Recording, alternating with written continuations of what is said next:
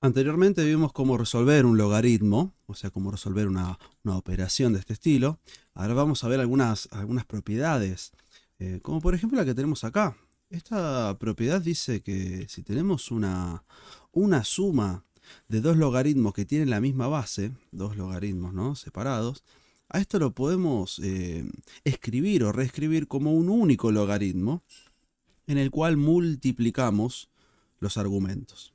O viceversa, se puede tomar esta situación, un logaritmo que tiene una multiplicación dentro del argumento, y reescribirlo como una suma de dos logaritmos.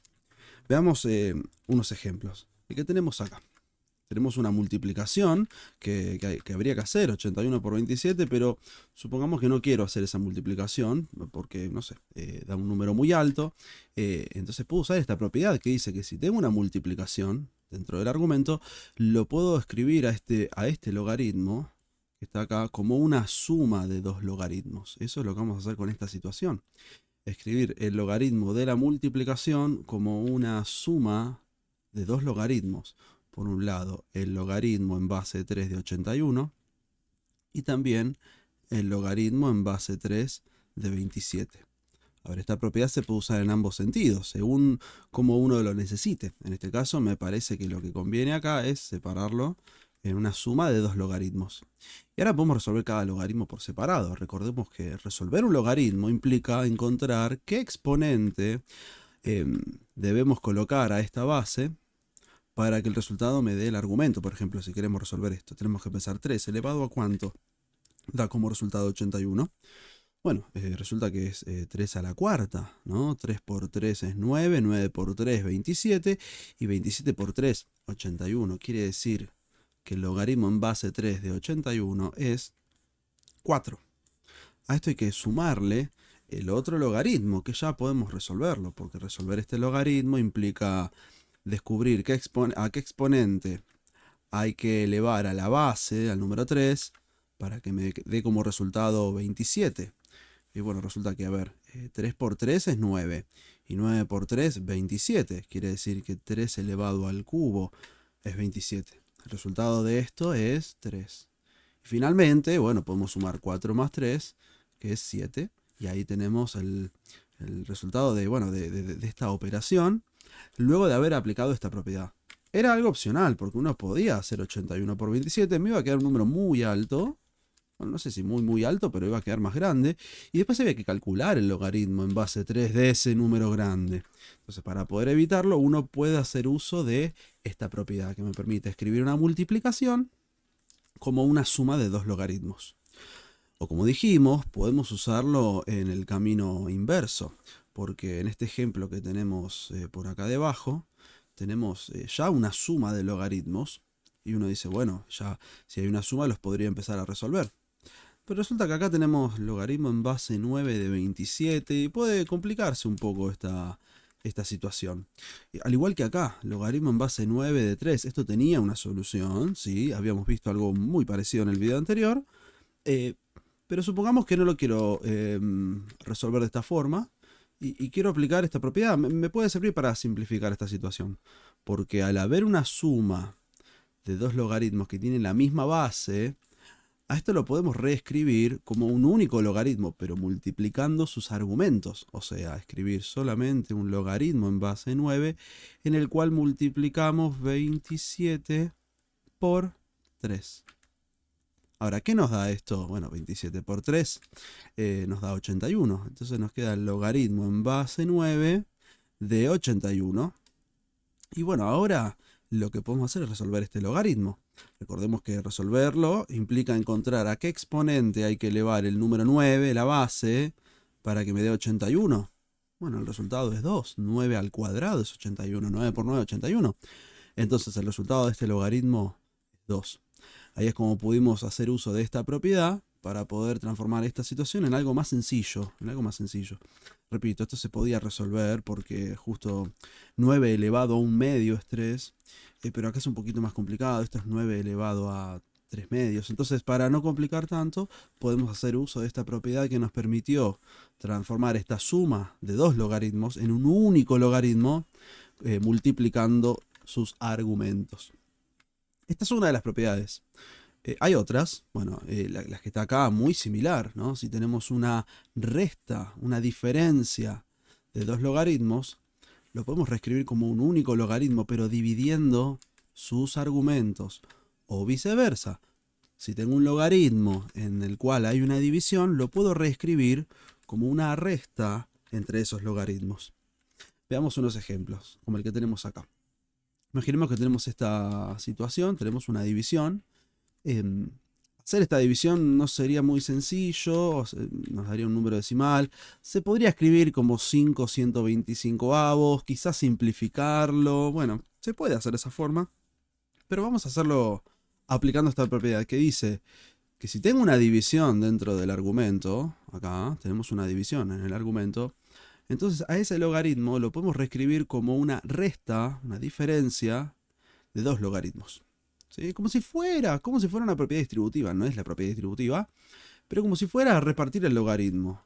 De esta forma, el logaritmo en base 5 de 5, por un lado, el logaritmo en base 5 de 5, pero también el logaritmo en base 5 de 125. Logaritmo en base 5 de 125 con una resta de por medio, Y ahí tenemos entonces hemos aplicado esta propiedad.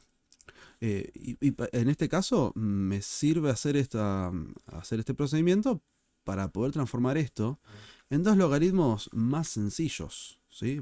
Van a ser más fáciles de resolver estos. Porque, por ejemplo, ¿cuál es el resultado de este logaritmo?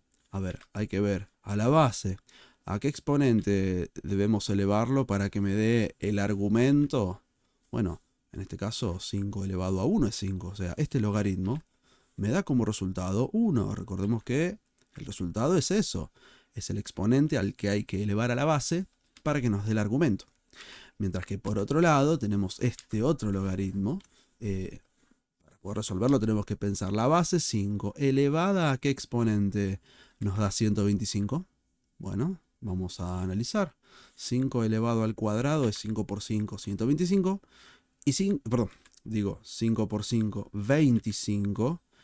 Y 25 por 5 es 125. O sea, 5 elevado al cubo es 125. Esto da como resultado 3. Finalmente, 1 menos 3 es menos 2, 2 negativo. Ahí tenemos el resultado. Esto se podía haber hecho de otra manera, se podía haber escrito como fracción, se podía haber simplificado. Y podríamos haber llegado a este resultado de todos modos, pero me parecía oportuno acá usar esta propiedad. Y más aún, esta propiedad me va a servir mucho más ante esta situación. Porque como podemos ver, acá tenemos una resta de dos logaritmos que son muy difíciles de resolver. Mentalmente, manualmente. Porque acá tendríamos que pensar 5 elevado a qué número me da 50. Esto tiene un resultado, pero es un número decimal. Sería muy, muy, muy complicado calcularlo manualmente. Vamos a algo más sencillo. Como tenemos una resta, una diferencia de dos logaritmos que tienen la misma base, entonces a esa resta la podemos escribir como un único logaritmo. Vamos a escribir a esto como un único logaritmo en base 5 de, 50 dividido 2. Podemos escribirlo así o escribirlo como 50 dividido 2, por supuesto, como uno prefiera. En este caso lo que obtenemos al dividir 50 dividido 2 es 25, o sea que nos queda el logaritmo en base 5 de 25 y esto es mucho más sencillo, ya que resolver este logaritmo implica encontrar qué exponente hay que colocarle a la base 5 para que el resultado dé 25. Bueno, esto es 5 al cuadrado, entonces como 5 al cuadrado es 25, esto quiere decir que el logaritmo en base 5 de 25 es 2. Y ahí tenemos entonces el resultado de ese logaritmo de esta operación, que si no hubiésemos hecho propiedades se nos hubiese complicado tanto con esta operación como con esta, pero gracias a las propiedades pudimos escribirlo como un logaritmo más fácil. Veamos la última propiedad, un ejercicio muy cortito, porque acá lo que tenemos, esta propiedad lo que nos está diciendo es que si el argumento tiene un exponente, a ese exponente se lo puede escribir fuera del logaritmo multiplicándolo. En pocas palabras, Si hay un exponente, lo podemos sacar para afuera del logaritmo, pero multiplicando. Entonces, a esto lo vamos a poder escribir. Esto nos va a servir para poder tomar esta situación que tiene un exponente y escribirlo fuera del logaritmo. O sea, a esto podemos escribirlo como el logaritmo en base 2 de 8, pero multiplicado por 5. Esto me favorece porque si no hubiésemos tenido que resolver 8 elevado a la quinta, lo cual iba a dar un número grande, supongo. Entonces, de esta manera ahora tenemos un logaritmo más sencillo. Acá lo que vamos a hacer es resolver el logaritmo en base 2 de 8. El logaritmo en base 2 de 8 implica encontrar qué exponente hay que colocarle al 2 para que el resultado me dé 8. Bueno, resulta que 2 elevado al cubo es 8, ¿no? 2 por 2, 4, por 2, 8. Quiere decir que el logaritmo en base 2 de 8 es el número 3. Y finalmente 5 por 3, 15. Ahí tenemos el resultado de esta operación sin mucho esfuerzo. Lo que hubiese sido distinto si aplicábamos si resolvíamos esta potencia sin aplicar justamente la propiedad.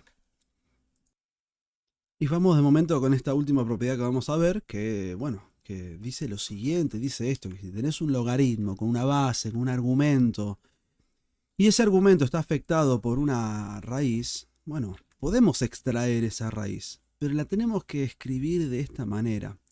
Esto tiene que ver con el exponente fraccionario, porque justamente a esto, o sea, a una raíz, se la puede escribir como un exponente fraccionario y justamente, ¿por qué el 1? Porque acá hay un 1. Y ese exponente, al sacarlo fuera por la propiedad anterior, nos queda de esta forma. Pero bueno, para no hacer tantos pasos se puede resumir en lo siguiente, en esta situación. En esta situación que dice que justamente a esta raíz quinta la podemos extraer fuera del logaritmo, pero escribiéndola de esta forma, como una fracción.